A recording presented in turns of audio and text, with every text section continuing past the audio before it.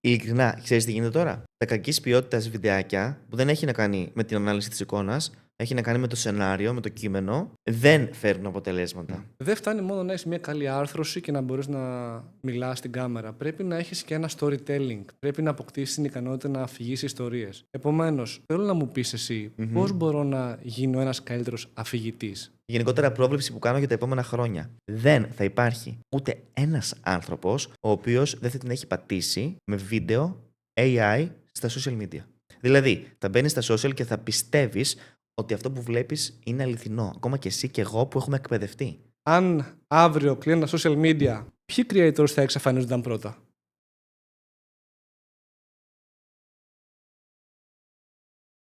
Ας το παραδεχτούμε. Οι τράπεζες δεν είναι πάντα με το μέρος μας. Και γι' αυτό υπάρχει η Άνοδος Labs, μια fintech εταιρεία που φέρνει την επανάσταση στα οικονομικά χρησιμοποιώντας blockchain τεχνολογία για να σου δώσει τον πλήρη έλεγχο των χρημάτων και των δεδομένων σου. Χωρίς μεσάζοντες, χωρίς περίττες χρεώσεις, γίνε η δική σου τράπεζα.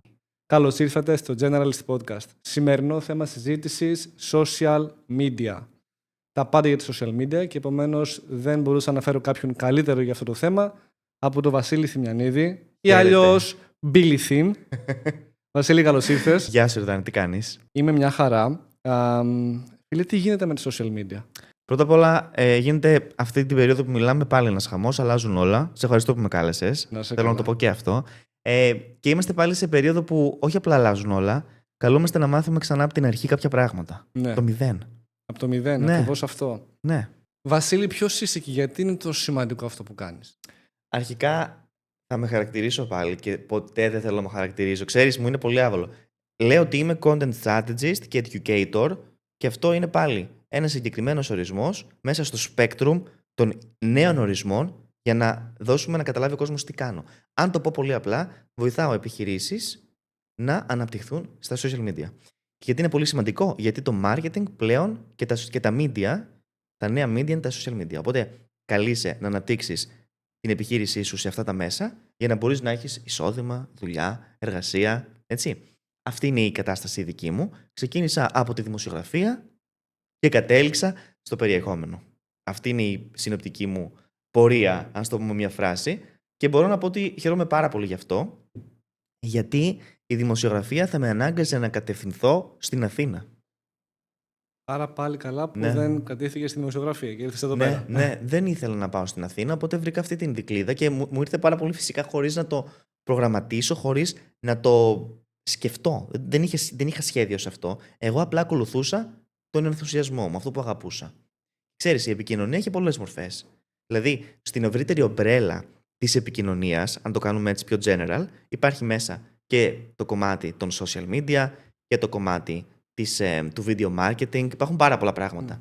Από τη δημοσιογραφία, εγώ λοιπόν έκανα μια στροφή και πήγα στο περιεχόμενο. Κατάλαβες? Κατάλαβα. Ναι. Κατάλαβα. Έχω την εντύπωση ότι τελευταία το περιεχόμενο που βλέπω είναι πάρα πολύ ανακυκλωμένο. Σε σημείο που να με έχει κουράσει πάρα πολύ και θέλω λίγο τα φώτα σε αυτό το θέμα, γιατί θέλω να μου πεις τι είναι αυτό που κάνει το content καλό. Τι είναι αυτό που κάνει ένα content, ένα περιεχόμενο, ένα βιντεάκι καλό.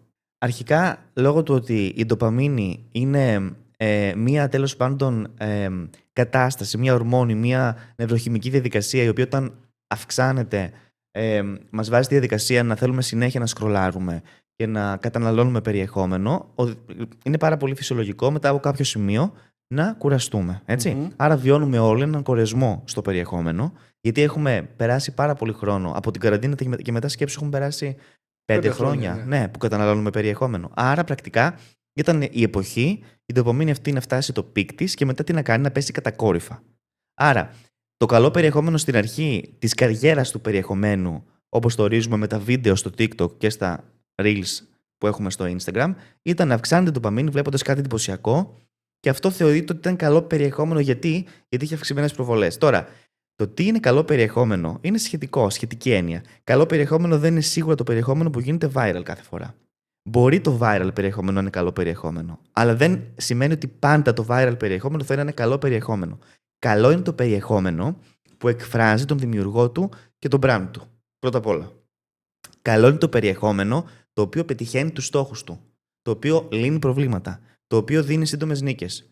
ή ακόμα και το περιεχόμενο που ψυχαγωγεί. Γιατί όταν λέμε καλό περιεχόμενο, δεν το σοβαρεύουμε τόσο ώστε να πούμε ότι τα θέλουμε όλα αποστηρωμένα και συντηρητικά. Το καλό περιεχόμενο, Ιορδάνη, ψυχαγωγεί κιόλας. Μπορείς να γελάσεις. Ψυχαγωγή εκπαιδεύει, σωστά. Όπως κάνουμε π.χ. εμείς αυτή τη στιγμή. Ναι, είναι ανάλογα με το στόχο, δηλαδή και με το δημιουργό. Εγώ που είμαι educator, εκπαιδεύω. Ένας άλλος ο οποίος είναι stand-up comedian, στο περιεχόμενό του καλείται να ψυχαγωγήσει και να κάνει τον άλλο να γελάσει. Και το πετυχαίνουν πολύ. Ας πούμε, ένα παράδειγμα είναι που πάει πάρα πολύ καλά, ο Ατζαράκης. Μ' αρέσει πολύ ο Τζαράκης. Πάρα πολύ καλός. Ίσως φταίει η γενιά μας. Δεν ξέρω αν φαίνεται σε όλους τόσο καλός. Πάντως πάει καλά. Έτσι. Πάει καλά, ναι, σίγουρα. Ναι, δηλαδή τώρα, αν πάμε σε νέες γενιές, για δημιουργούς νέων γενιών, πάλι έχουμε διάφορους stand-up comedians. Το Λαμπρόπουλο που πάει καλά σε όλους. Πιο μαζική έτσι, αποδοχή Ναι, από ναι. το κοινό Είναι του. και άλλη ηλικία και τον έχουμε συνηθίσει κιόλας. Έτσι. Ναι, ή ακόμα και ο Ηλίας ο Γκότσης, που δεν είναι ακριβώς ψυχαγωγικό, είναι έτσι λίγο πιο. Είναι ψυχαγωγικό, αλλά έχει και λίγο trending διάθεση με τα trends που κάνει. Και είναι πιο νεανικό, θα έλεγα. Δηλαδή προσεγγίζει περισσότερο την Gen Z γενιά. Άρα, όπως βλέπεις, ο κάθε δημιουργός προσελκύει τη φυλή του σύμφωνα με αυτό που είναι. Φιλή και κοινότητα, έτσι. Ναι. Το πιο σημαντικό Πάρα ή πολύ. από τα πιο σημαντικά. Θεωρώ ότι είναι σημαντικό, ειδικά σήμερα που μιλάμε. Γιατί βλέπουμε τους αλγόριθμους να αλλάζουν και να βασίζονται στα ενδιαφέροντά μας. Είναι interest-based οι αλγόριθμοι. Παλιότερα δεν ήταν interest-based. Παλιότερα ακολουθούσες κάποια προφίλ και παρακολουθούσες το περιεχόμενό τους. Τώρα μπαίνεις στο Instagram, το οποίο έχει γίνει καθαρά TikTok και παραπάνω, το έχει ξεπεράσει.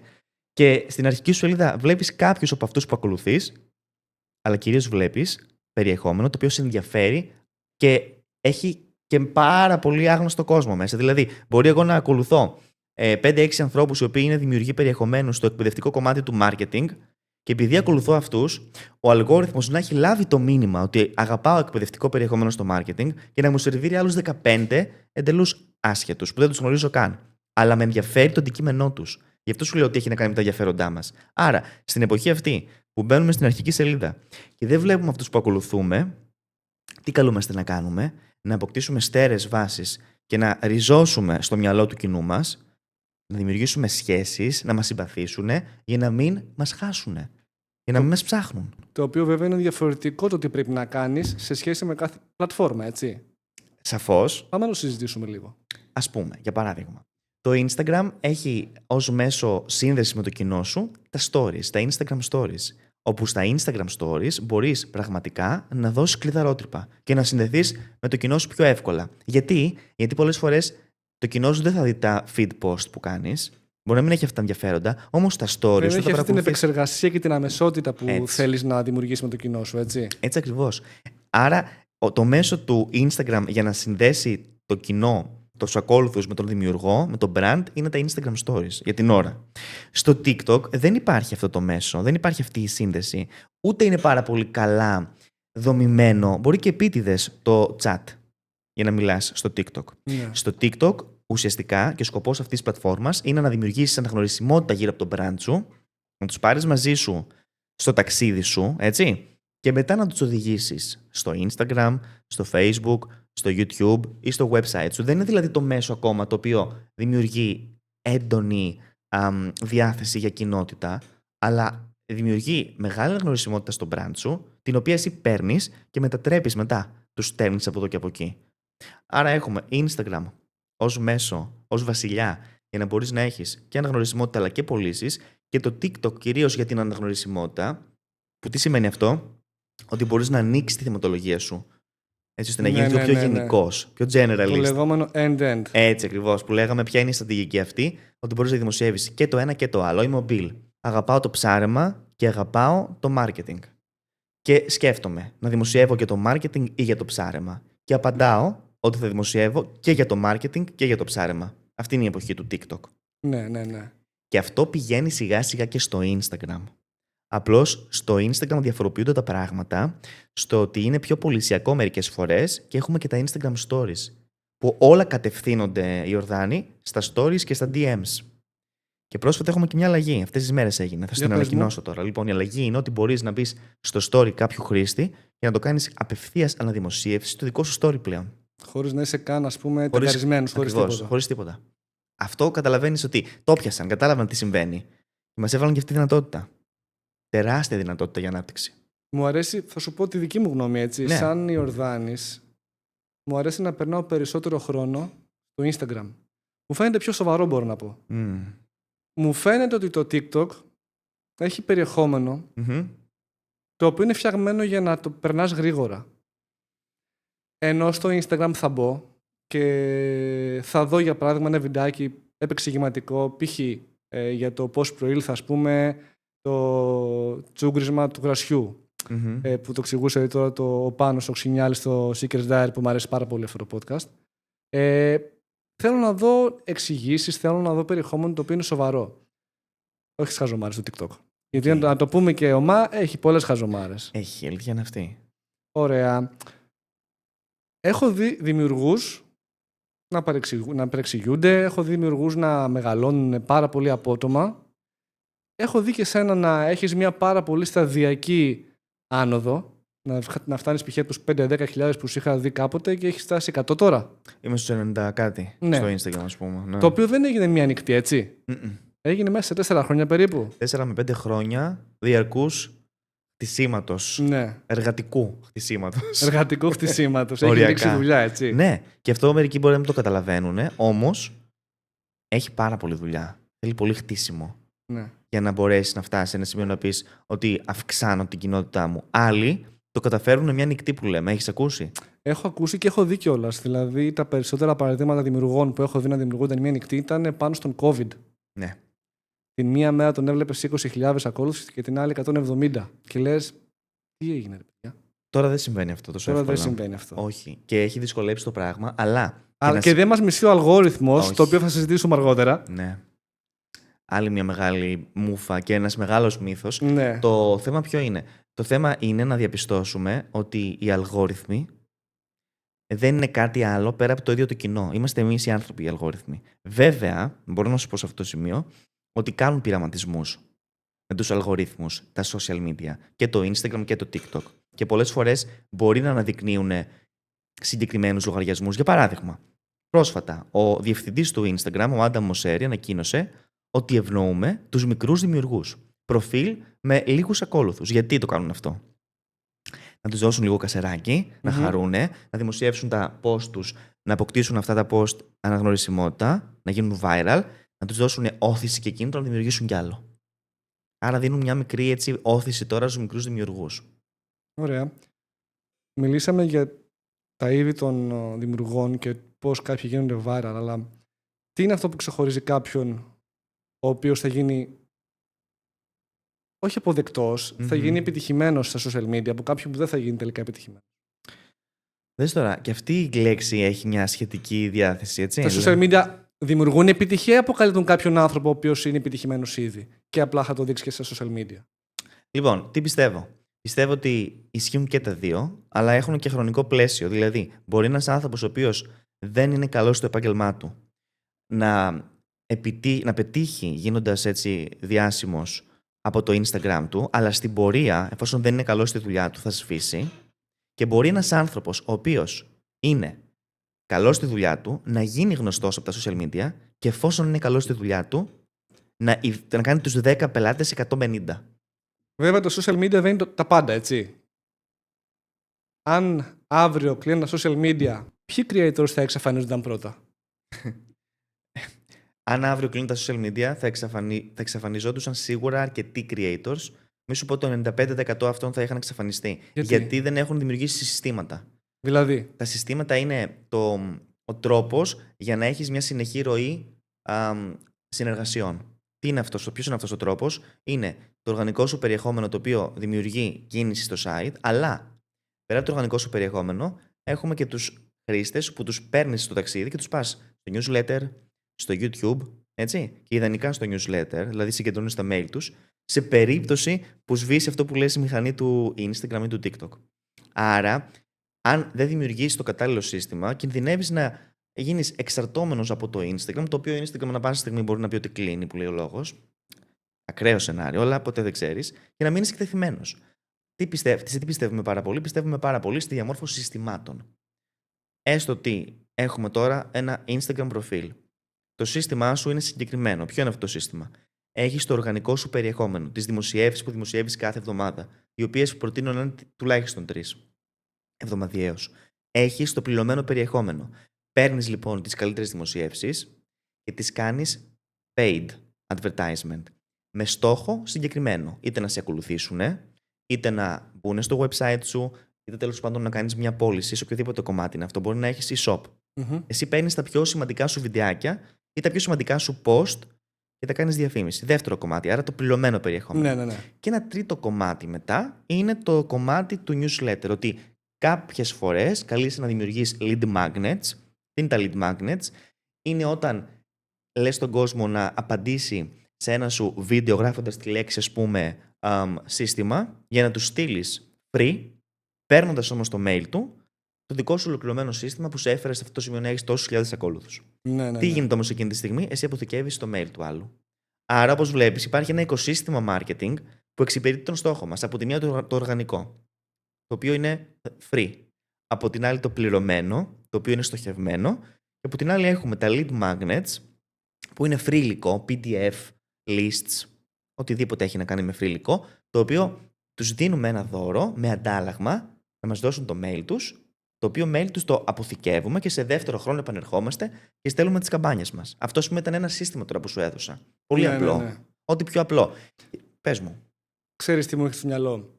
Ποιες είναι οι 3 πιο σημαντικές δεξιότητες για κάποιον creator το 2026? Πρώτον, η ενσυναίσθηση, το να μπορεί να μπει στα παπούτσια του κοινού του και να καταλάβει τα προβλήματά του, έτσι ώστε να επανέλθει με περιεχόμενο που δίνει λύσεις στα προβλήματα του κοινού του. Δεύτερη ικανότητα είναι η αυθεντικότητα, η ικανότητά μας να είμαστε όσο πιο αληθινοί γίνεται στην κάμερα, κάτι το οποίο δεν είναι ποτέ εύκολο για κάποιον, γιατί δεν έχουμε γεννηθεί με το να μιλάμε σε μια κάμερα, καταλαβαίνεις. Και τρίτον, η ίδια η γνώση, το ίδιο το περιεχόμενο, η ουσία αυτών που λες. Αν δηλαδή εσύ είσαι ένας άνθρωπος ο οποίος λέει τα κοινότυπα, λέει πράγματα τα οποία έχουν επαναληφθεί πάρα πολλές φορές, ας πούμε, π.χ. πίνω νερό για να ενυδατωθώ. Πόσες φορές το έχουμε ακούσει αυτό? Άπειρες. Θέλουμε κάτι πέρα από αυτό. Θέλουμε κάτι πιο εξειδικευμένο. Θέλουμε δηλαδή να γίνεις όσο πιο σαφής γίνεται, ξεπερνώντας όμως το περιεχόμενο που βλέπαμε στην αρχή της δημιουργίας των social, που έχει υπερκαταναλωθεί, όπως είπες, και έχει κορεστεί. Θέλουμε το κάτι παραπάνω στη γνώση σου. Και αυτό τι κάνει? Στην περίπτωση αυτή, σε κάνει να μελετάς έρευνες, να γίνεις ακόμα καλύτερος γνώστης και να εκπαιδεύεσαι διαρκώς. Άρα η γνώση απαιτεί και εκπαίδευση και επένδυση στον εαυτό σου. Πάρα πολύ σωστά. Και μου έρχεται στο μυαλό ένας creator αυτή τη στιγμή, ο γιατρός, ο οποίος είναι πραγματικά ένα από τα παραδείγματα που θέλω, ας πούμε, να δείξω ότι αξίζει να υπάρχει σαν περιεχόμενο, γιατί ο άνθρωπος είναι απλά γνώστης. Γνωρίζει τι λέει.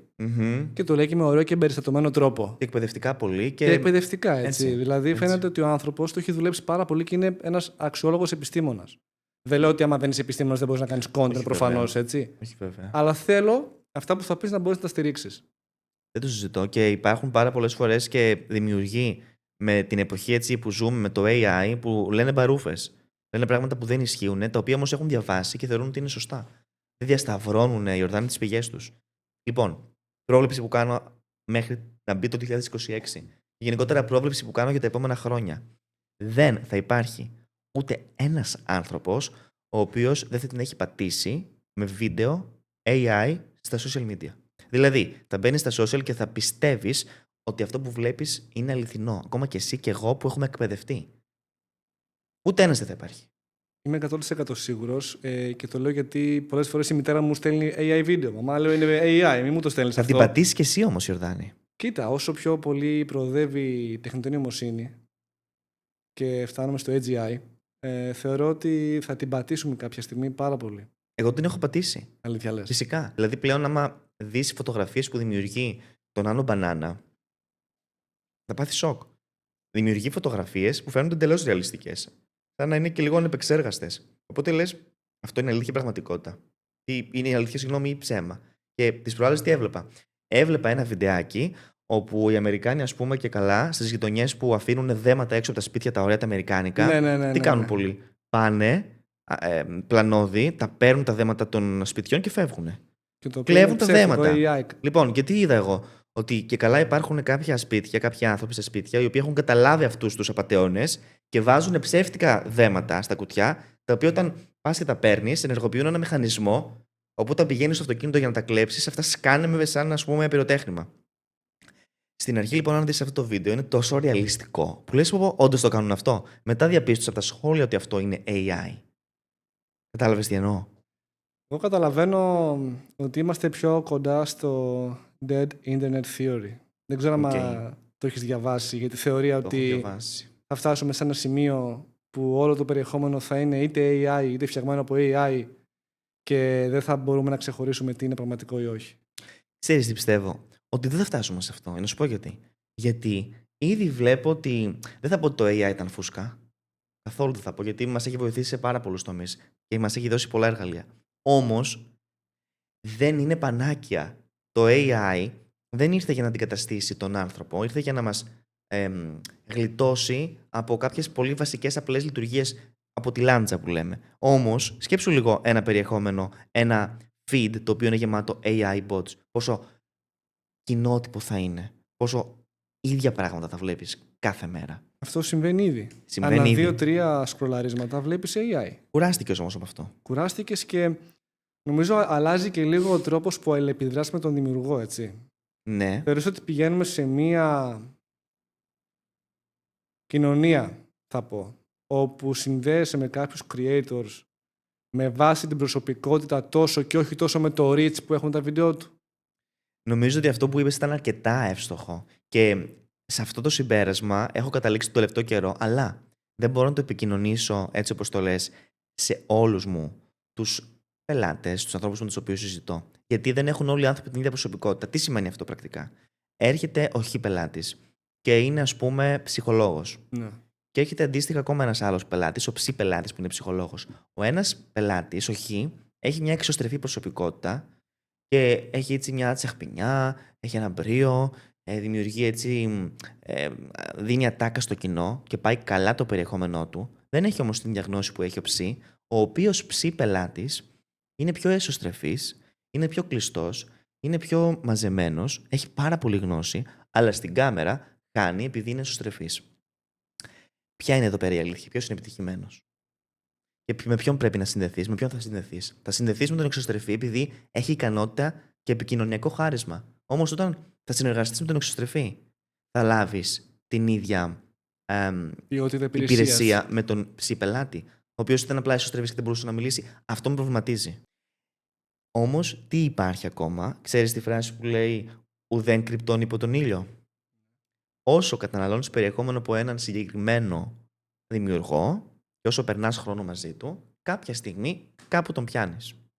Κάπου τον ξεσκεπάζεις.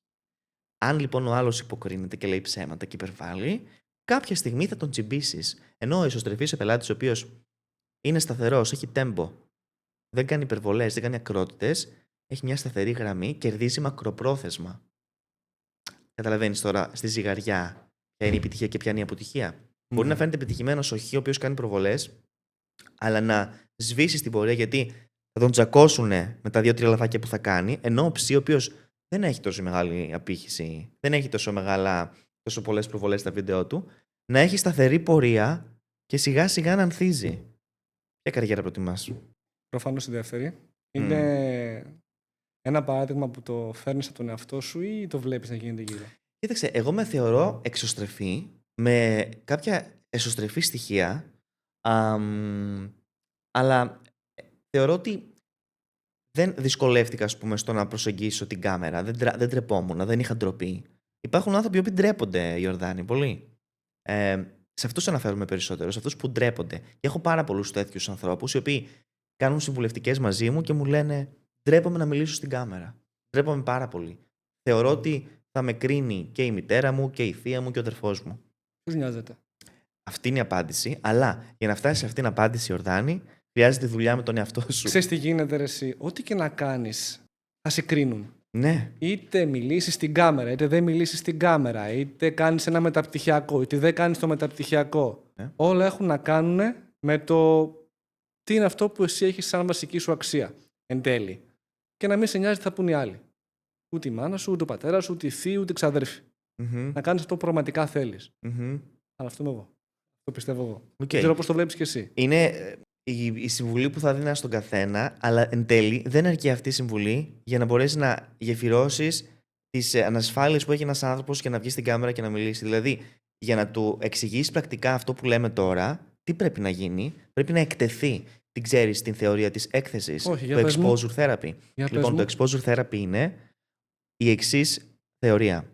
Εκτίθεσαι στον κίνδυνο για να μην φοβάσαι πια και να ξεπεράσεις το φόβο σου.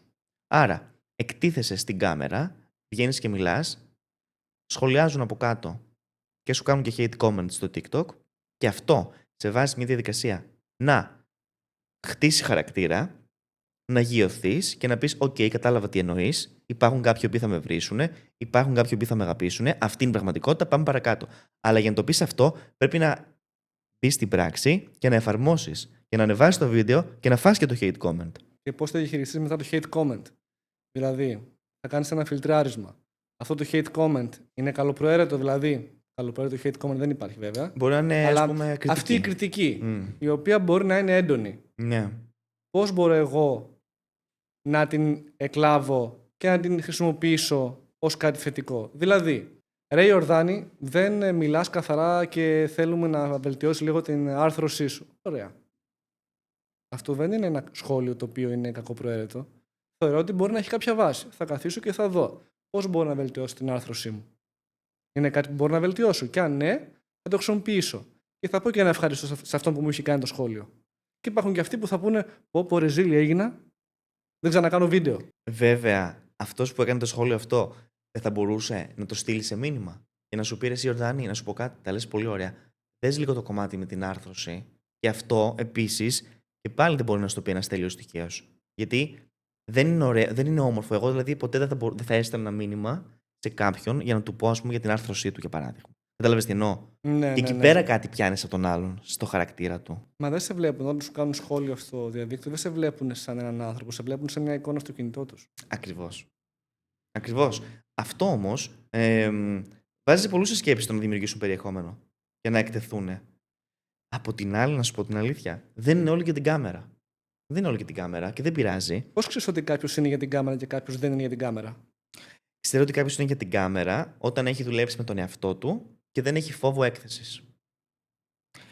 Αν κάποιος δεν μπορεί να ξεπεράσει τον φόβο έκθεσης, δεν είναι για την κάμερα, όμως είναι για τα καρουζέλ. Και τα καρουζέλ έχουν επιστρέψει στο Instagram. Πολύ δυναμικά. Είναι τα post όπου σέρνεις το δάχτυλο μέχρι 20 slides πλέον, παλιά ήταν μέχρι 10 slides, και πάνε πάρα πολύ καλά πλέον. Γιατί πάνε πολύ καλά? Γιατί υπάρχουν διαφορετικοί χρήστες. Μερικοί θέλουν να καταναλώσουν βίντεο περιεχόμενο, άλλοι θέλουν να καταναλώσουν φωτογραφίες ή γραφιστικό περιεχόμενο, γιατί βαριούνται να ακούνε και να βλέπουν. Υπάρχουν διαφορετικοί τύποι καταναλωτών, ας πούμε. Στην περίπτωση των καρουζέλ, προτείνω το εξής, που πάει πάρα πολύ καλά, Ιορδάνη. Να δημιουργήσεις δικό σου περιεχόμενο, δηλαδή να βγάλεις φωτογραφίες από τα ταξίδια σου, να βγάλεις φωτογραφίες από τη δουλειά σου. Να τις πάρεις, να τις βάλεις στο Instagram και να γράψεις κείμενο πάνω σε αυτές, συγκεκριμένο κείμενο, γιατί σου δίνει αυτή τη δυνατότητα το Instagram, να προσθέσεις ένα audio από τους ήχους του Instagram και να το δημοσιεύσεις. Θα δεις ότι αυτό το περιεχόμενο έχει απήχηση και εμφανίζεται στο ειδικό tab των Reels. Εκεί που βλέπεις τα Reels, βλέπεις και καρουζέλ πλέον, αρκεί να έχουν τον ήχο. Και τόσο να μιλάμε για AI, πλατφόρμες, αλγορίθμους, βλέπω, φίλε Βασίλη, να κάνει μια επιστροφή το Facebook. Βλέπω το reach των βίντεο στα Facebook Reels να ανεβαίνει πάρα πολύ γρήγορα σε σχέση με πριν από 6-7 μήνες, ας πούμε. Τι συμβαίνει με το Facebook? Για πες μου λίγο. Πρώτα απ' όλα, το Facebook έχει δημιουργήσει επιβράβευση. Δίνει κάποια χρήματα, πολύ λίγα για τις προβολές, αλλά έχει ενεργοποιήσει αυτή την επιλογή, όχι σε όλους τους λογαριασμούς ακόμα. Ναι. Εμένα πρόσφατα μου ενεργοποιήθηκε και τώρα περιμένω να δω τι θα γίνει. Σου δίνει κάποια λεφτά λοιπόν για τις προβολές που κάνεις. Ναι. Ωραία. Αυτό δημιούργησε ένα κύμα υπέρ του Facebook και δικαίως. Μου άρεσε πάρα πολύ αυτή η επιλογή. Άρα έχει να κάνει με την επιστροφή, πώς είναι το YouTube, που μπορεί να σου δώσει κάποια χρήματα ανά 1000 προβολές. Έτσι γίνεται και στο Facebook. Και δεύτερον, θα πούμε ότι το Facebook είναι η μαμά των social media. Η Meta. Ναι. Ενώ το YouTube είναι η μαμά των βίντεο. Του long form βίντεο συγκεκριμένα. Στο YouTube τι δουλεύει όμως? Γιατί είπαμε για τις άλλες πλατφόρμες, αλλά το YouTube είναι λίγο δύσκολο. Και έχει δυσκολέψει κι άλλο, λένε. Απλώς το YouTube δεν υπάρχει ποτέ σε καμιά περίπτωση μυστική συνταγή. Τι υπάρχει? Υπάρχει το συγκριτικό πλεονέκτημα του κάθε δημιουργού. Δηλαδή βλέπω δημιουργούς στο YouTube όπου βγαίνουν και μιλάνε για τον αυτοσχεδιασμό στην κάμερα. Δηλαδή, λένε πώς μπορείς να αναπτύξεις ένα θέμα με την ικανότητα του αυτοσχεδιασμού. Ποια είναι αυτή? Παίρνεις ένα χαρτί, τη σημειώσεις στο κινητό σου ή στο tablet σου, γράφεις τα bullet points ενός θέματος, τα highlights, τύπου οικονομική κρίση, και από κάτω γράφεις 5-6 λέξεις κλειδιά, τις οποίες όταν θα διαβάσεις τη στιγμή που μιλάς στην κάμερα, θα σου δώσουν το ερέθισμα για να πεις αυτά που έχεις στο μυαλό σου. Ναι. Αυτοί οι δημιουργοί, λοιπόν, με τη δύναμη του αυτοσχεδιασμού, έχουν αναπτύξει πολύ δυνατά κανάλια. Υπάρχουν όμως και οι δημιουργοί, τύπου MrBeast, που έχουν τα πάντα συγκεκριμένα. Έχουν concept, έχουν παραγωγή. Και αυτοί πάνε πολύ καλά. Άρα, τι πρέπει να κάνεις, τι από τα δύο πρέπει να κάνεις? Να ακολουθήσεις το εντελώς σχήμα το οποίο πάει καλά, ή να ακολουθήσεις το εντελώς στημένο το οποίο επίσης πάει καλά? Η απάντηση είναι μέσα σου πάλι. Τι σου αρέσει και τι σου ταιριάζει, τι σε εκφράζει. Κατάλαβες τι εννοώ? Κατάλαβα τι εννοείς. Μπορείς να μου φέρεις και 2 παραδείγματα από το ελληνικό YouTube?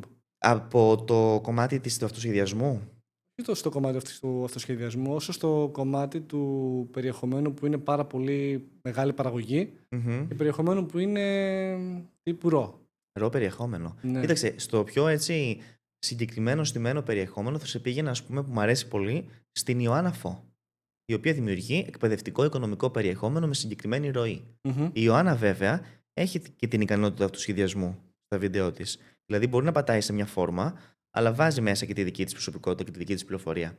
Τώρα, στο πιο στημένο κομμάτι, άμα πάμε στο ψυχαγωγικό επίπεδο, αν και δεν παρακολουθώ πολύ ελληνικό ψυχαγωγικό YouTube, γιατί πιστεύω ότι εκφράζει περισσότερο τις νέες γενιές, θα μπορούσε να πει κανείς ότι δημιουργεί ωραία concept ο Fipster, που δημιουργεί, ας πούμε, εκπομπές οι οποίες έχουν συγκεκριμένα set. Ναι, καταλαβαίνω τι εννοείς. Και είναι και μεγάλες παραγωγές. Υπάρχουν πάρα πολλά άτομα από πίσω. Βλέπεις λοιπόν ότι αυτά τα δύο παραδείγματα είναι δύο εντελώς διαφορετικά παραδείγματα δημιουργών. Η Ιωάννα είναι στο εκπαιδευτικό κομμάτι, το οποίο έχει συγκεκριμένη μορφή, και ο Fipster είναι στο εντελώς ψυχαγωγικό κομμάτι και στην Gen Z γενιά. Δηλαδή και οι δύο πάνε καλά όμως. Ξέρεις, μιας και μιλήσαμε για creators, πόσο σημαντικό είναι για έναν creator να αλλάζει καθώς μεγαλώνει και αυτός και το κοινό του? Ναι. Και θα σου πω γιατί το ρωτάω αυτό. Είδα πολύ πρόσφατα ένα βιντεάκι στο TikTok που κάποιος άνθρωπος σχολιάζει, ας πούμε, και λέει μήπως π.χ. ο YouTuber ο Μάνος δεν έχει μεγαλώσει αρκετά για το κοινό του? Με έβαλε σε σκέψη αυτό, με ποια έννοια? Ότι θέλουμε να μεγαλώσουμε το κοινό του. Γιατί εγώ, ας πούμε, θα δω τον Μάνο, ο οποίος βγάζει μια παιδικότητα, ρε παιδάκι μου, μια παιδική αθωότητα, αυτή τη χαζομάρα, με καλή είναι χαζομάρα, έτσι. Κατάλαβα. Η οποία όμως με βοηθάει να ανοίξω, ρε παιδάκι μου, μέσα μου μια παιδικότητα και δική μου. Δεν ξέρω αν το καταλαβαίνεις τι σου λέω. Πολύ καλά. Ενώ μπορείς να πεις ότι ξέρεις κάτι, ναι, για την ηλικία του δεν έχει περιεχόμενο που είναι τόσο σοβαρό. Το καταλαβαίνω, αλλά μ' αρέσει.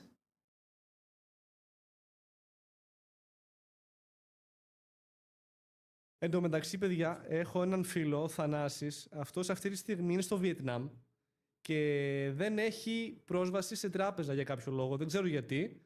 Και του έχω στείλει λεφτά και δεν έχουν πάει καν ακόμη. Του έστειλα πριν από 1 εβδομάδα περίπου. Και ακόμη δεν έχει λάβει τα λεφτά και κοντεύει να μείνει από λεφτά ο χαζός εκεί πέρα που έχει βρεθεί.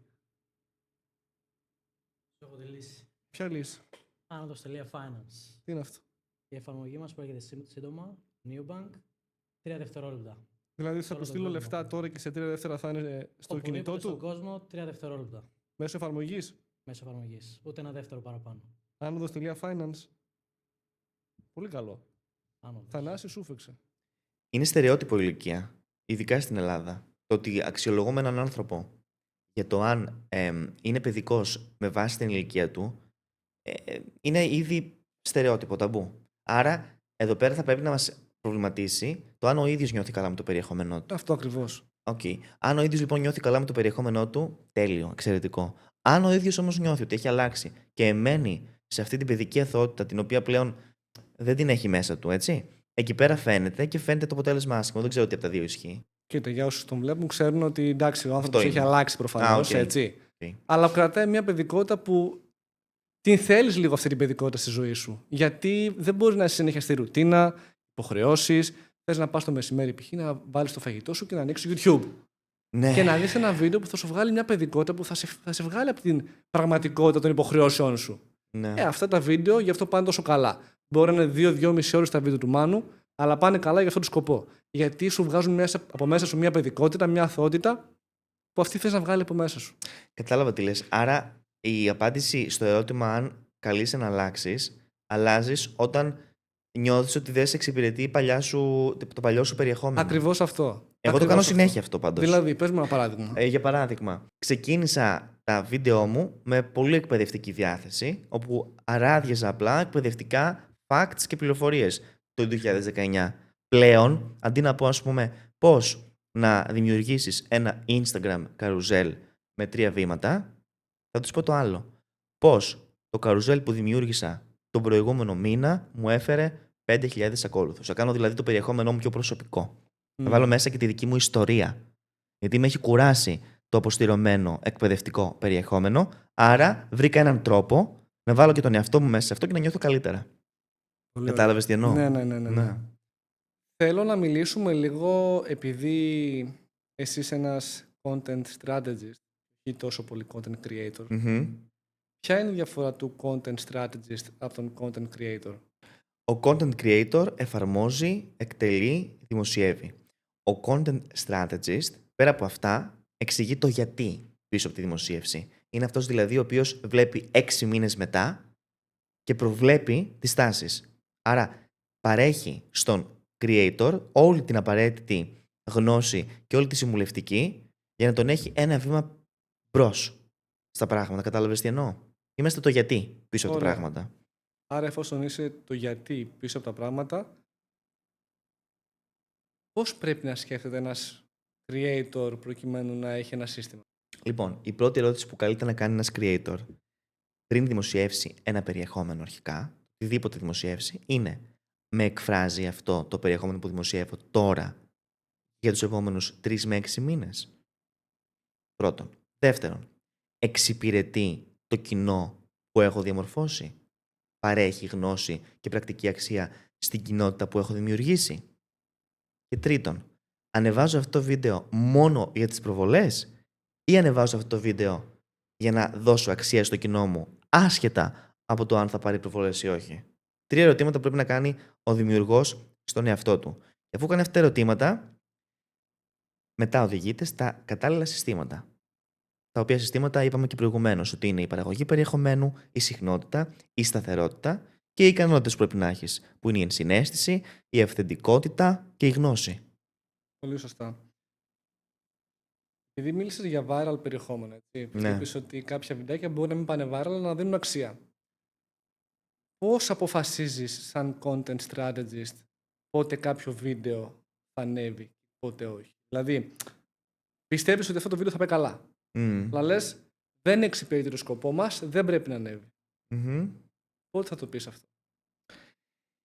Θα το πω όταν καταλάβω ότι ο μόνος σκοπός είναι οι προβολές και η μαζικότητα. Δηλαδή, ναι, είναι πάρα πολύ καλό το να απευθύνεσαι μαζικά και να γίνεσαι viral σε κάποιες περιπτώσεις, αλλά πολλές φορές γίνεται και ζημιά. Γιατί αν γίνει ο μόνος στόχος το viral, τι κάνεις? Φέρνεις κοινό το οποίο μετά στην πορεία δεν θα σου είναι καθόλου χρήσιμο. Και τι θα κάνει αυτό το κοινό? Θα μειώσει το engagement σου. Άρα θα απομακρύνει αυτούς που πραγματικά ενδιαφέρονται από το περιεχόμενό σου και θα φέρει κόσμο ο οποίος δεν συνδέεται μαζί σου. Άρα προσέχουμε πότε και γιατί γινόμαστε viral. Και αν θέλεις να το δώσω και σε αναλογία, ένα προφίλ το οποίο ας πούμε είναι πιο εξειδικευμένο και δημιουργεί ένα πιο εξειδικευμένο περιεχόμενο, μπορεί μία φορά την εβδομάδα να ανοίγει την ομπρέλα του περιεχομένου του σε πιο μαζικά θέματα. Για παράδειγμα, είσαι γυμναστής και έχεις 3 δημοσιεύσεις την εβδομάδα. Μπορεί οι 2 δημοσιεύσεις να είναι σχετικές με τη γυμναστική, θέλω όμως η τρίτη δημοσίευση να είναι σχετική με την ευεξία γενικά. Εκεί ανοίγεις το περιεχόμενό σου. Γιατί ανοίγεις το περιεχόμενό σου? Γιατί στην σελίδα των Reels θα σε πετύχει κάποιος ο οποίος δεν γνωρίζει, δεν ασχολείται με τη γυμναστική και βαριέται. Όμως θα σε δει για το βίντεο που μιλάς για το πόσο σημαντικό είναι το νερό στην καθημερινότητά σου. Okay? Θα σε ακολουθήσει και θα μπει και στην σκέψη να κάνει κάποιο πρόγραμμα γυμναστικής μαζί σου στην πορεία. Ναι. Γι' αυτό ανοίγουμε το περιεχόμενό μας, όχι για να γίνουμε viral, για να φέρουμε και άλλο κόσμο μέσα στη δική μας την κατάσταση. Γιατί γελάω. Για πες. Δεν έχεις βαρεθεί να βλέπεις τα χιουμοριστικά βιντεάκια από επιχειρήσεις εστίασης? Αυτό είναι τώρα. Φίλε, δεν μπορώ άλλο να βλέπω social media για επιχειρήσεις εστίασης. Είναι όλα το ίδιο. Κουραστικό περιεχόμενο. Χωρίς σκοπό. Δηλαδή, αυτό που είπες εσύ, συστήματα. Γιατί ανεβάζω, πότε το ανεβάζω, Ναι. και για ποιο λόγο το ανεβάζω. Τι ανεβάζεις, τα ίδια χιουμοριστικά βιντεάκια 10 φορές το μήνα και. Τίποτα δεν έγινε. Ειλικρινά, ξέρεις τι γίνεται τώρα. Τα κακής ποιότητας βιντεάκια που δεν έχει να κάνει με την ανάλυση της εικόνας, έχει να κάνει με το σενάριο, με το κείμενο, δεν φέρνουν αποτελέσματα. Δυστυχώς. Ή στην έλλειψη έμπνευσης. Και ότι όλοι κάνουν ότι θα κάνει ένας και μετά θα χωριστεί η αγορά. Ξέρεις τι κάνουν όλοι. Κάνουν πρώτα απ' όλα αυτό που κάνει ένας και τι κάνουν μετά. Παίρνουν τα κείμενα που τους δίνει το ChatGPT και τα βιντεάκια γίνονται, τι να σου πω, κωμικοτραγικά. Ή παίρνουν κείμενα από καταστήματα Αμερικής, τα οποία έχουν άλλη κουλτούρα. Ξέρεις ότι κάθε χώρα έχει τη δική της pop κουλτούρα. Ωραία. Ποια διαφορά της pop κουλτούρας της Ελλάδας από την Αμερική, για παράδειγμα. Εντελώς διαφορετική. Δηλαδή, Πες μου, καμία σχέση. Πρώτα απ' όλα, το αγγλόφωνο περιεχόμενο, κατά βάση, έχει πολύ μεγαλύτερο κοινό. Άρα, δηλαδή, με το που μιλάς στα αγγλικά, έχεις πολύ μεγαλύτερη ομπρέλα ανοιχτή, γιατί έχεις περισσότερο κόσμο. Βέβαια, έχεις και περισσότερο ανταγωνισμό. Τώρα, στο κομμάτι της κουλτούρας, οι Αμερικάνοι έχουν πιο... έχουν πιο γρήγορη. Είναι πιο γρήγορα τα συστήματά τους. Δηλαδή, Πώς το εννοείς? αυτό που είναι τώρα επίκαιρο στην Αμερική, έρχεται μετά σε εμάς μετά από 1-2 μήνες και είναι επίκαιρο σε εμάς. Αυτό έχουν ξεπεράσει ήδη. Κάθε μέρα δηλαδή αλλάζουν τα trends. Δεν έχουν, ας πούμε, χρονικά αν το δούμε, τα δικά τους trends διαρκούν μία μέρα το πολύ. Σε εμάς ένα trend μπορεί να έχει διάρκεια 3 με 4 μήνες. Μετά θεωρείται παροχημένο στην Αμερική. Δηλαδή πρέπει να είσαι συνέχεια μέσα στην οθόνη και να βλέπεις ποια είναι τα trends. Αυτό μας δίνει προβάδισμα και δεν μας έχει συνέχεια στο κινητό στην Ελλάδα. Γιατί βλέπουμε τι συμβαίνει στην Αμερική και ξέρουμε ότι μετά από 2 μήνες θα έρθει στην Ελλάδα. Τι θα έρθει σε 2 μήνες στην Ελλάδα που δεν έχει έρθει ακόμη? Πρώτα απ' όλα, στην Ελλάδα ήρθαν τα podcast που όταν τα είχαμε κάνει στην Ελλάδα εδώ πέρα, ακόμα δεν είχαν φτάσει και το βλέπαμε να έρχεται. Τώρα, τι θα έρθει στην Ελλάδα που είναι στην Αμερική? Θα έρθουν τα βίντεο περισσότερο που εσύ προχωράς με το κινητό σου στο πεζοδρόμιο και μιλάς στην κάμερα με έναν καρφωμένο τίτλο κάτω από το κεφάλι σου. Πώς ήταν στην αρχή το TikTok? Ναι, Αυτό επανέρχεται. Και θα έρθει και στο Instagram. Καταλαβαίνω τι εννοείς. Ναι. Και νομίζω ότι έχω και το παράδειγμα στο μυαλό μου. Για Higher πες. Up Wellness.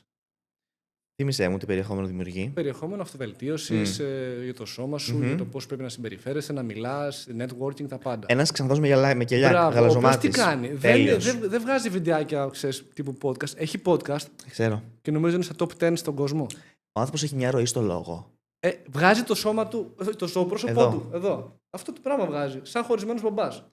Βέβαια, μερικές φορές μας δείχνει και ωραίο στήθος που έχει γυμνασμένο, καλύγρωμα στήθος. Δηλαδή, δημιουργεί και μια τέτοια κατάσταση που και που. Ναι, δεν Το ξέρω. έχεις παρατηρήσει. Όχι. Είναι και λίγο έτσι. Του αρέσει να δείχνει και το σώμα του και καλά κάνει, αλλά βασίζεται στο λόγο του. Φίλε, έχει απίστευτο λόγο. Και Ροή. νομίζω ότι αυτό είναι το σημαντικότερο προνόμιο για κάποιον creator, να έχει ροή στο λόγο του. Και αν δεν έχει, να προσπαθήσει να το βελτιώσει μέχρι ένα σημείο που να πει ότι ξέρεις κάτι. Τώρα μπορώ να συνεχίσω και να κάνω περιεχόμενο από αυθεντικότητα και να μην έχω κάποια προετοιμασμένα κείμενα. Πάντως, Ιορδάνη, ειλικρινά με εκπλήσεις με την καλή την έννοια, γιατί αυτό το πράγμα ακριβώς είχα στο μυαλό μου. Δηλαδή, αυτός ο δημιουργός είναι ακριβώς αυτό που λέμε. Είναι το ότι παίρνεις το κινητό και με την τέχνη του αυτοσχεδιασμού ξεκινάς με μια πρόταση, με ένα θεματικό κέντρο και η σκέψη διαδέχεται μία την άλλη. Αυτό θέλει εξάσκηση, αλλά αυτή είναι η νέα τάση. Είναι η νέα τάση. Θα έρθει, δηλαδή τώρα δεν έχει έρθει ακόμα στην Ελλάδα. 2-3 μήνες θέλει. Θέλει 2-3 μήνες. Είμαι σίγουρος ότι αυτό θα έρθει. Σίγουρος. Αλλά δεν μπορούν να το κάνουν όλοι αυτό. Όχι, όχι. Οκ, ρε Μπίλι. Βελτιώνει το λόγο μου, έτσι.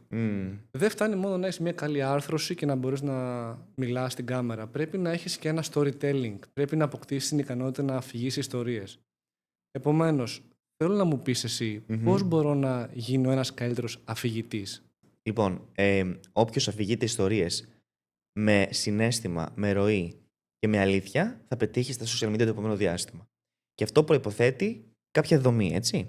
Μπορώ να σου δώσω και μια συγκεκριμένη φόρμουλα, μια δομή, για να δημιουργήσει ένα storytelling βίντεο. Για πες μου. Η δομή είναι συγκεκριμένη και έχει τα εξής βήματα. Πρώτο βήμα σε ένα βίντεο, storytelling, είναι μια σοκαριστική ή μια απλή δήλωση στην αρχή του βίντεο. Ας πούμε, τις προάλλες που περπατούσα στο πάρκο, βρήκα ένα παιδάκι πεσμένο με αίματα.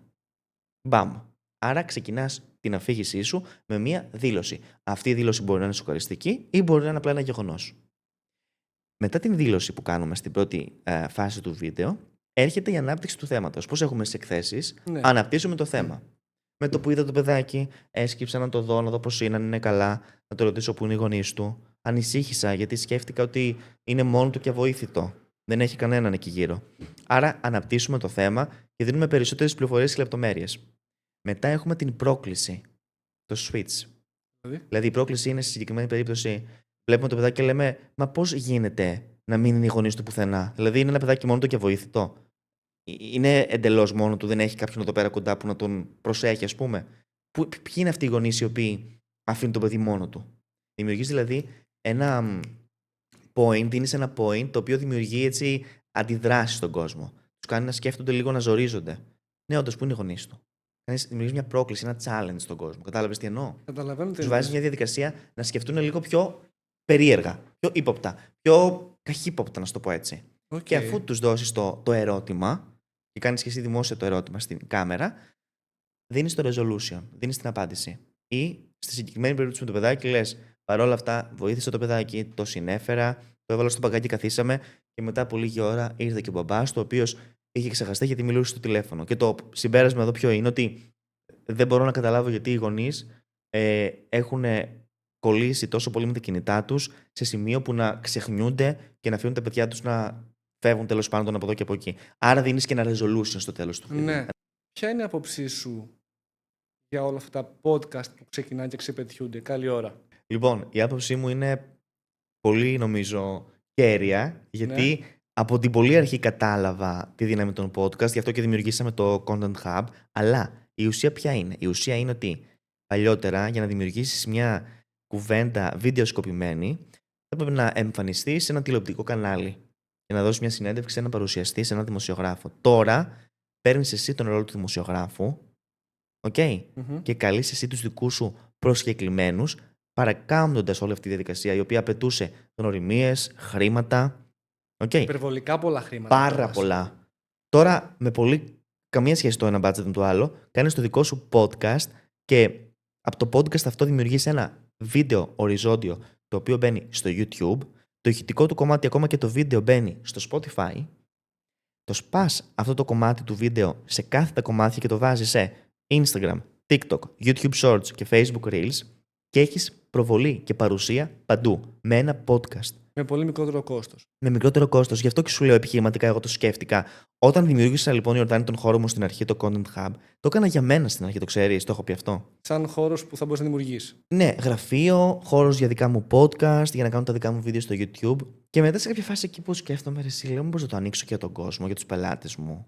Και έτσι το άνοιξα και το έκανα για όλους εσάς που έρχεστε και κάνετε τα podcast σας. Δεν το είχα σκεφτεί. Ξέρεις τι γίνεται?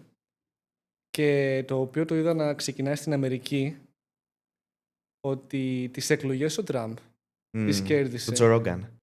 Όχι ο Τραμπ. Ναι, με τη συμμετοχή τους το λένε στο podcast του Τζο Ρόγκαν. Ναι, όχι μόνο στο Τζο Ρόγκαν. Γι' αυτόν πολλοί λένε. Δεν είναι μόνο που πήγε στο Τζο Ρόγκαν, Ναι. πήγε σε τόσους πολλούς podcaster και streamers. Οκ. Που το οποίο λένε είναι τακτική του YouTube. Και καλά ο γιος του τον έπεισε να πάει. Αλλά αυτό είναι που κέρδισε τη νέα ολιά της Αμερικής. Ότι πήγαινε σε podcast χωρίς να τους δίνει θα σας δώσω 10 ερωτήσεις και θέλω να μου κάνει αυτές τις ερωτήσεις. Ό,τι έκανε η Καμάλα. Δηλαδή. Και ξεκίνησαν και δικοί μας Έλληνες να πηγαίνουν σε Σήμερα podcast. είδα podcast που πήγε ο Μητσοτάκης στον Σπύρο τον Ανδριανό και στον Κίτζιο. Το είδα. Μου αρέσει αυτό. Μου αρέσει γιατί δείχνει ότι η τάση αυτή ήρθε πλέον για να μείνει στην Ελλάδα. Μας βολεύει κιόλας. Podcasters είμαστε. Δεν το συζητώ και δεν θα φύγει αυτό. Αυτό είναι, τελείωσε. Είσαι Δηλαδή, σίγουρος γι' αυτό? θα σου πω, μπορεί να μειωθεί ο αριθμός των podcasters στο μέλλον, σίγουρα. Αλλά όσοι μείνουν με διάρκεια θα έχουν αποτέλεσμα. Είναι γιατί αυτό κάτι χτίζεται. που συζητούσα και με τους Σωτήρη τις προάλλες. Θεωρώ ότι έχει μπροστά μια καλή πενταετία. Τόσο. Μετά τι κάνεις? Μετά μένουν αυτοί οι οποίοι αγαπάνε το επάγγελμα του podcasting, το αντικείμενο του podcasting καλύτερα, και εξελίσσεσαι με την εποχή. Βέβαια, ξέρεις τώρα ότι μιλάς σε έναν άνθρωπο που η ζωή του είναι το περιεχόμενο. Άρα, ουσιαστικά Δεν πρόκειται ποτέ να σταματήσω να δημιουργώ περιεχόμενο. Το πιστεύω αυτό, Ιορδάνη. Το αγαπάω το περιεχόμενο. Θα εξελιχθούμε μαζί με τις τάσεις του περιεχομένου. Ναι, Σωστά. εξελίσσονται μαζί τους και σου λέω, κάποιοι θα συνεχίσουν να δημιουργούν γιατί αγαπάνε τη συζήτηση, την κουβέντα, την Ποια προβολή. podcast βλέπεις περισσότερο? Αχ, ξέρεις ότι αλλάζω καθ' Ή ακούς περισσότερο? Λοιπόν, στο αυτοκίνητο ακούω όταν έρχομαι στο στούντιο. Τι ακούς? Ας πούμε τώρα, όταν ερχόμουν σήμερα, άκουγα το Encoded. Είναι ένας τύπος ο οποίος είχε agency, άκου τώρα, και πλέον μιλάει για το πώς μπορείς να αξιοποιήσεις τη δύναμη του marketing, η οποία βασίζεται στη συμπάθεια. Άρα δίνει το δικό του σύστημα συμπάθειας και marketing. Άκουγα αυτόν. Όμως, γενικά, ποια podcast ακούω? Λοιπόν, ακούω τη σκληρή αλήθεια με τον Άρη Δημοκίδη. Εντάξει, Δημοκίδης. Φανατικά. Είναι και πόσα χρόνια δημιουργός σε podcast. Δεν ξέρω, αυτός ο άνθρωπος προχθές περπατούσα, τον έβασα και story. Άκουσα το podcast με την σκληρή αλήθεια της Τζέννης Σκαρέζη. Με συγκίνησε αυτή η ιστορία. Δηλαδή, αυτό το πράγμα που περπατάς και ακούς το podcast και δεν ακούς μουσική, γιατί πολλές φορές με τη μουσική μπορεί να αποσυντονίζουμε ώρες και χαλαρώνεις, είναι μοναδικό συναίσθημα. Ακούω από ξένους δημιουργούς την Mel Robinson. Η Mel Robbins, πώς λέγεται? Robbins. Είναι η σύζυγος του Άντωνι Robbins. Μια ξανθιά. Ναι. Με γυαλάκια. Πάρα πολύ καλή, ναι. Καλή, με κουράζει ώρες, μιλάει πάρα πολύ. Δηλαδή, ώρες είναι, σου λέω, με τη διάθεση πάει το ποιος ακούω. Ποιον άλλον ακούω? Πώς λέγεται εκείνος με τα γαλάζια ματάκια, που είναι λίγο τύπου σαν που ήταν μοναχός, που είχε γίνει μοναχός? Jay Shetty, μπράβο. Μ' αρέσει πολύ. On Purpose podcast. Ναι, τα ξέρεις με τους τίτλους. Πού το θυμάσαι, ρε, εσύ, Ιορδάνη? Θα σου πω, για να μπορέσω να κάνω podcast και να πω ότι δημιουργώ κάτι το οποίο παρθενογέννης δεν υπάρχει, πρέπει να πάρεις μια έμπνευση. Και λοιπόν, όταν βλέπεις την έμπνευση που υπάρχει εκεί έξω, στην Ελλάδα δεν υπάρχει κάτι που να με ενέπνε. Επομένως, είχα 2-3 συγκεκριμένα podcast, τα οποία μου άρεσαν οι θεματικές και το πού πηγαίνουν. Το On Purpose π.χ. είχε πάρα πολύ βαθύτερες συζητήσεις. Προφανώς είχε πολύ γνωστούς ανθρώπους και γι' αυτό πήγαιναν πάρα πολύ καλά. Και του Chris Williamson. Και του Stephen Bartlett.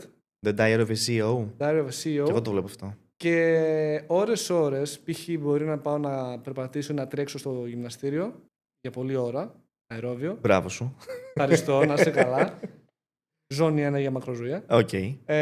Θα ακούσω π.χ. Huberman. Το οποίο είναι πάρα τρελαίνομαι για Huberman. Ναι. Και μ' αρέσει και οπτικά να τον βλέπω. Είναι μεγάλη τέλειος. Είναι μεγάλη παραγωγή και οι καλεσμένοι που φέρνει είναι οι κορυφαίοι στον τομέα τους. Ο άνθρωπος είναι επιστήμονας. Μα είναι επιστήμονας. Είναι η δουλειά του, η κύρια. Δεν και είναι... μ' αρέσει που κρατάει το στυλό του. Δεν ξέρω, μ' αρέσει πάρα πολύ. Το podcast του Huberman το βλέπεις με σημειώσεις. Μπορώ να σου πω ότι πάρα πολλές φορές απλά έβαζα το Huberman σαν να είναι μάθημα και απλά κρατούσα σημειώσεις. Δεν υπάρχει ο άνθρωπος. Όχι, μου αρέσει πάρα πολύ. Τα έχει χακάρει όλα. Από Έλληνες όμως. Από Έλληνες ποιος σε παρακολουθείς? Από ελληνικά που άκουγα hardcore έτσι, podcast, όχι video podcast. Ναι. Αλλά της φίλης Γαβριλίδου με τον Δημήτρη τον Τζόκα που είχε το Brain Hacking Academy. Okay. Και το οποίο ας πούμε ήταν το πρώτο ελληνικό podcast που άκουσα στο Spotify. Ακούς Mythologist και αρχαίο Storyteller? Κάποια από αυτά, εγώ τα ακούω. Ξέρεις και τι όλα. γίνεται? Έχω έναν κολλητό, ο οποίος είναι αρχαιολόγος. Και επειδή όλα αυτά που λένε τα έχω συζητήσει. Βαριέσαι. Βαριέμαι γιατί τα έχω συζητήσει ήδη με το Θανάση. Οπότε λέω δεν θα τα ακούσω και τα ψιλοβαριέμαι. Επίσης μου αρέσει ο Ξυμιάλης με το Seeker's Diary. Okay. Έχει συζητήσεις που μου αρέσουν πάρα πολύ. Ευρεία θεματολογία. Το παιδί του κόβει και κάνει ερωτήσεις σωστές και ωραίες και πηγαίνει σε βάθος. Αυτά από ελληνικά podcast. Μια χαρά. Τώρα έχω κάποιες ερωτήσεις για να κλείσουμε. Ναι. Μια σκληρή αλήθεια που πρέπει να ακούσει κάθε δημιουργός. Ωραία ερώτηση αυτή. Είσαι όσο πετυχημένος είναι τα συστήματά σου στο περιεχόμενο. Αλλιώς κάνεις το χόμπι σου. Πολύ απλό. Τελικά τα social media είναι εργαλείο ή μια δοκιμασία χαρακτήρα?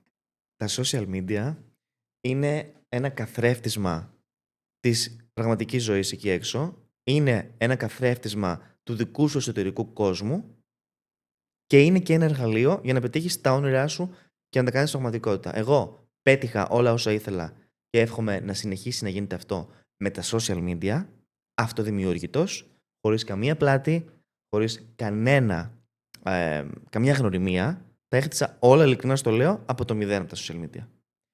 Και στα social media, όταν μιλάω στην κάμερα, βλέπω πάρα πολλά στοιχεία του χαρακτήρα μου. Και βλέπω και στοιχεία του χαρακτήρα άλλων δημιουργών. Γιατί έχω εξοικειωθεί τόσο πολύ που καταλαβαίνω και τους ανθρώπους. Μου είπες ότι είσαι αυτοδημιούργητος. Ναι. Πώς θα ένιωθε ο μικρός Βασίλης βλέποντας τον Βασίλη του 2025? Δεν μπορούσα καν να το φανταστώ, γιατί σου λέω, από μικρός είχα μια φιλοδοξία και μια έτσι αγάπη για την επικοινωνία. Δηλαδή, με φανταζόμουν να είμαι δημοσιογράφος, τηλεοπτικός. Χωρίς πλάκα. Εν τέλει έγινα τηλεοπτικός content creator. Παρευρέθηκες και στην ΕΡΤ τώρα, έτσι. Βρέθηκα και στην ΕΡΤ, ναι, και μου άρεσε και αυτή η εμπειρία. Και έχω βρεθεί και κατά καιρούς σε άλλες εκπομπές, αλλά σε αφιερώματα, σε ρεπορτάζ, ας πούμε στον Α ή στον Αντένα κάποια στιγμή και στο ραδιόφωνο. Αλλά το θέμα ποιο είναι, ότι από μικρό παιδί υπήρχε αυτό το μικρόβιο της. Όχι της προβολής, θα φανεί πολύ επιφανειακό να το πω έτσι, αλλά του να υπάρχει η επικοινωνία στη ζωή μου με κάποιο τρόπο. Ποιο είναι το core value σου? Το. Core value, η βασική σου αξία. Οκ. Το core value μου ποια είναι? Η ευελιξία. Το να μπορείς να γυρίσεις μια κατάσταση και να βρεις λύση όταν όλα πιέζουν. Και το ότι υπάρχουν πάρα πολλοί δρόμοι για να πετύχεις το όνειρό σου και δεν υπάρχει μια μαγική συνταγή για να το πετύχεις. Τώρα αυτά όλα πώς εμπλέκονται στην ευελιξία το καταλαβαίνεις. Στο πόσο ευέλικτοι καλούμαστε να είμαστε οι άνθρωποι για να πετυχαίνουμε πράγματα και όχι μονοκόμματοι, αποστηρωμένοι. Πολύ ωραία. Ναι. Και μία πολύ καλή συμβουλή την οποία έχεις κρατήσει μέσα σου. Μια Σου πολύ έχουν καλή πει. συμβουλή για creators ή γενικά? Για σένα γενικά. Ποια είναι η πιο σημαντική συμβουλή που σου έχουν δώσει? Λοιπόν, η καλύτερη συμβουλή που έχω ακούσει και δεν μου την έχει δώσει κάποιος προσωπικά, είναι η αίσθηση που έχω από το σύνολο των συμβουλών που έχω λάβει στη ζωή μου, είναι ότι όταν η πράξη σου και τα θέλω σου εναρμονίζονται με το πάθος σου και με αυτό που σου δίνει χαρά, και όταν ακολουθείς την περιέργειά σου, δεν υπάρχει καμία περίπτωση να μην πετύχεις τη ζωή σου. Ευχαριστώ πολύ, Βασίλη. Κι εγώ. Και... Κάτω.